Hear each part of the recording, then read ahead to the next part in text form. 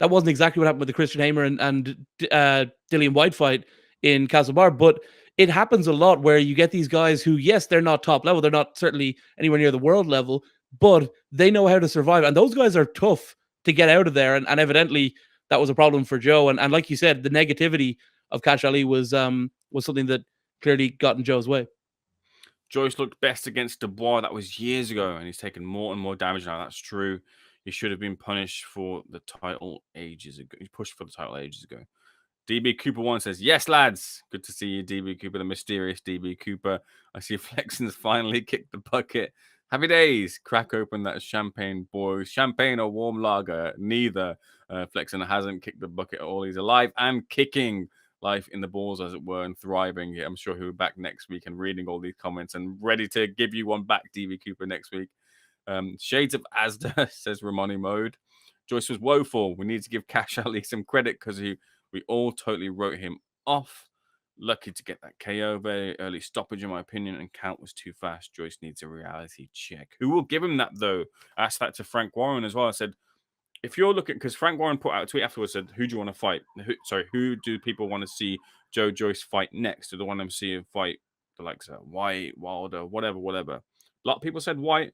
A lot of people said retire. And I said to Frank, where does that come from? Who makes that decision? Do you suggest that to a fighter? And I said, look, I think that's got to come from the team. But a lot of people are kind of citing that Joyce looks a lot slower, a lot more. I mean, his speech has always been not been the best of speakers. So it's hard to kind of gauge on that sense as well too, because he's so terrible at it. But maybe you can see some of the signs of decline there too. Considering he had no left hand, he did amazing. Survived longer than Dubois. Lol.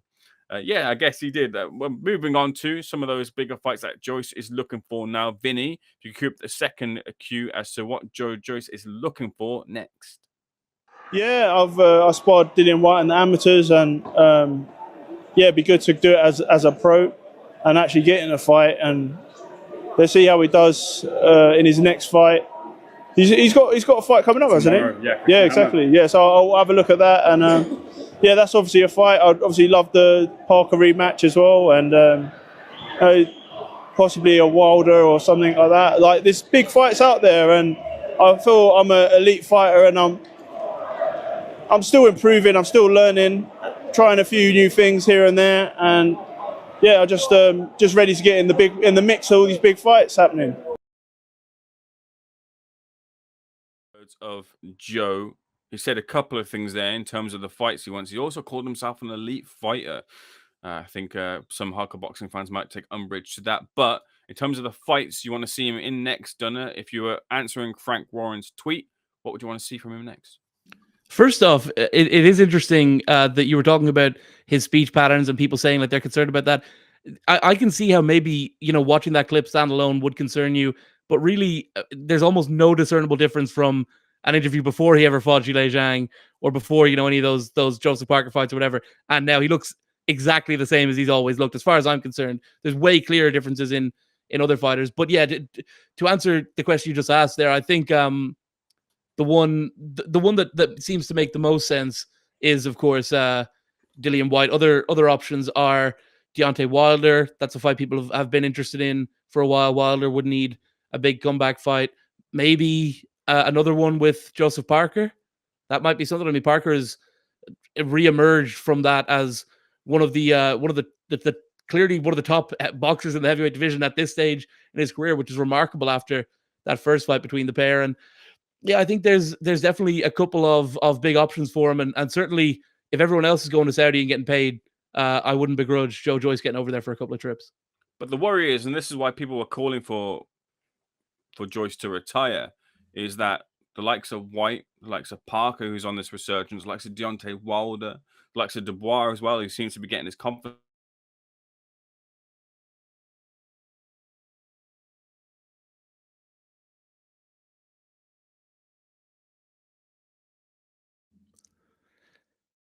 Well, it appears that Ayman has disappeared from us, but he was making a very salient point about how about Joe's upcoming fights, and I am interested to see in the chat what people think about what's next for Joe Joyce. I'm reading a couple of comments here DB Cooper came in, Chisora, Dubois too, etc.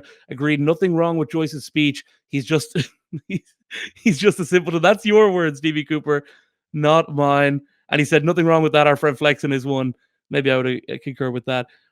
He's a nice guy, Joe Joyce. This is someone called Rem something. He's a nice guy, Joyce, and it's kind of sad to see him take constant hits and never learn to avoid one right hand. When you throw the right, it'll always land on him. That's a problem that will come back to haunt him. And like these people are saying, he is older, he's fighting heavyweights, and at this point, he's not going to get many more Kash Ali type fights. He's not going to get many more Christian Hamers. If he wants to be fighting in Saudi, they don't do Christian Hamer, Kash Ali type guys in Saudi Arabia. If he goes to Saudi, it's Deontay Wilder. It's Joseph Parker again. It's AJ. It's something like that. It's not fights of that nature. So I think, yeah, that is going to be a problem for him when he gets back to fighting even like relatively good heavyweights. Like Zhilei Zhang is not necessarily the kind of guy who, before he fought Joe Joyce, people were talking about as in contention with, at that time, Wilder, Fury, Usyk, AJ. Maybe he would have been seen as someone who could fight those guys, but he would have been a big underdog in those fights. So I definitely understand where people are coming from. And I think it shows the love people have for Joe Joyce, that they're able to, like, he can lose these fights and, you know, it can seemingly go wrong for him. And these people want the best for him. He's not a great talker. He's not someone who is a trash talker who excites people in that way, but he has exciting fights and he's endearing. People love him in British boxing.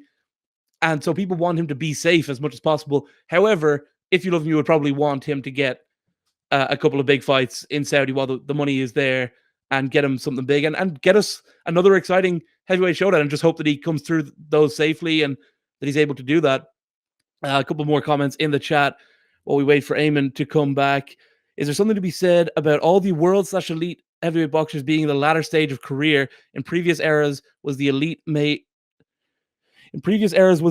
up of aging fighters? There have been guys in history who have been a little older, and I think at heavyweight it's easier to maneuver with that age. And I think that it's easier to kind of last a little bit longer because the guys are generally slower. Even when you're younger and you're in your prime, you're not fighting these super quick guys as much. So I think it's an easier division to be older in. You don't want to be 39 and be a flyweight. You don't want to be 39 and be fighting, you know, these small guys. As a lot of people fight, like, you find that, like, historically, like, guys who are not even particularly old are coming through. So yeah, I think at heavyweight that could work. And look who's back. Unfortunately, you were getting a great comment reading. I was really analyzing everything. The show was great. Now, unfortunately, his Wi-Fi has reconnected. The connection issues have stopped, and unfortunately, Ayman Khan is back. Speaking of small guys, I'm back. Don't know. I think don't know if a question got through to you as to what I was saying there. And this is why a lot of people are saying about calling for Joe Joyce to retire, because a potential Whyte fight, a potential Wilder fight, we know the power that Wilder can fire, even though he doesn't seem to be firing as regularly. If he does land, Joyce don't move. Whyte seems to be on the comeback, although the Hammer fight wasn't much to say from it, but he's on that comeback trail. Joe Parker's on that resurgence as well too. Daniel Dubois as well, as confidence is back, skyrocketing. The amount of punishment that Joyce has suffered and will have to suffer if he's trying to get the victory against those lot might not be worth that risk reward. Yeah, look, while you were off, I was talking about how it's kind of an interesting dichotomy where the reason people don't want him to fight anymore is because they love him. He's a beloved British fighter. He's one of the most beloved, despite, like I was saying, all of the issues with his talking and all the rest of it. But people want the best for him. However, if you want the best for him, you also want him to have these big fights and make this big money right before he hangs him up. So it's kind of hard to gauge what will be best for Joe Joyce going forward. But I think, personally, the fight people want to see is Joe Joyce versus the returning DIllian Whyte. I actually think and feel that the fight that they're probably going to look to make over in Saudi as well, because one of the fighters, or whichever fighter does win, you can say that they're back because it's going to be the return to form because of the other guy's flaws, because of the way that they'll win, is Joe Joyce and Deontay Wilder. because if Wilder wins, it's going to be by a crazy, crazy knockout. And if Joyce wins, it's because it's going to be a relentless assault, and he's back-footed Deontay Wilder just like Parker's back-footed Deontay Wilder to get that victory. So I think that's the fight. That fight's the front runner for the two, as Wilder doesn't seem to have an opponent, and Joyce, by all means, this is quite a quick turnaround for Joyce into a fight off of the back of the Zhang defeat the second time around, which was a big, heavy knockout. Even though he got up from it, any other heavyweight would have been flatline. That's testament to Joe Joyce's chin. There, and there's an old joke in The Simpsons where maybe he's got that Homer Simpson syndrome. His skull apparently is larger than. Is there anything to be said for Joe Joyce versus Francis Ngannou? That would be an exciting fight too. Those two are sparred. So Joyce was the intel for the other heavyweights because he'd sparred them before Francis Ngannou was thinking about doing boxing. Yeah, I think that one could be interesting too. And like, it's similar enough issue. I unfortunately, I think the fight that makes the most sense for Wilder is Ngannou. And he also seems interested in doing the 2-fight deal, which I think would really get the people in Saudi Arabia going, because of course they've got their deal with PFL as well. So it could leave Joe Joyce not able to get that one. But I think there will definitely be an appetite to bring the Juggernaut to Riyadh or Jeddah.